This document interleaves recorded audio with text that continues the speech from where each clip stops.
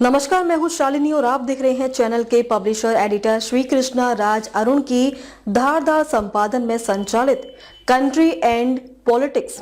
आइए बढ़ते हैं आज की बड़ी खबर की ओर। इन गलतियों से नाराज हो सकती है मां दुर्गा, जानिए चैत्र नवरात्रि में क्या करें और क्या ना करें। चैत्र नवरात्रि 2026 का पावन पर्व 19 मार्च से शुरू हो रहा है, जो मां दुर्गा की 9 दिवसीय आराधना का विशेष अवसर है। इन 9 दिनों में भक्त श्रद्धा से व्रत रखते हैं, दुर्गा सप्तशती का पाठ करते हैं और मां के 9 स्वरूपों की पूजा करते हैं। लेकिन पूजा के दौरान अनजाने में की गई छोटी छोटी गलतियां पूजा का फल कम कर सकती हैं। खास तौर पर मां दुर्गा को चढ़ाई जाने वाली वस्तुओं को लेकर विशेष सावधानी बरतनी जरूरी है। तो चलिए जानते हैं वे 3 चीजें जो नवरात्रि में माता रानी को कभी नहीं चढ़ानी चाहिए। पूजा में अक्षत का बहुत महत्व है, लेकिन अक्षत का अर्थ ही है जो टूटा ना हो। मां दुर्गा को कभी भी खंडित या टूटे हुए चावल नहीं चढ़ाने चाहिए। ऐसा करने से पूजा अधूरी मानी जाती है और यह अधूरा समर्पण दर्शाता है।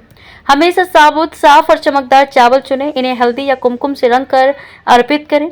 साबुत अक्षत चढ़ाने से मां की कृपा से जीवन में पूर्णता और सकारात्मक ऊर्जा आती है। फूलों के बिना देवी पूजा अधूरी मानी जाती है, लेकिन हर फूल हर देवता को प्रिय नहीं होता। मां दुर्गा को दूर्वा घास कभी नहीं चढ़ानी चाहिए। दूर्वा मुख्य रूप से भगवान गणेश को प्रिय है। मां दुर्गा को लाल रंग के फूल जैसे गुड़हल, लाल गुलाब, लाल कमल या लाल जूही के फूल अर्पित करना सर्वोत्तम माना जाता है। लाल फूल मां की ऊर्जा और शक्ति का प्रतीक है। दूर्वा चढ़ाने से पूजा में दोष लग सकता है। देवी पूजा में जल की शुद्धता सबसे महत्वपूर्ण है। कभी भी बासी, पुराना या रुका हुआ जल कलश में न डालें। कलश का पानी हमेशा ताजा और शुद्ध होना चाहिए। साथ ही पूजा में कभी भी लोहे या प्लास्टिक के पात्रों का उपयोग ना करें।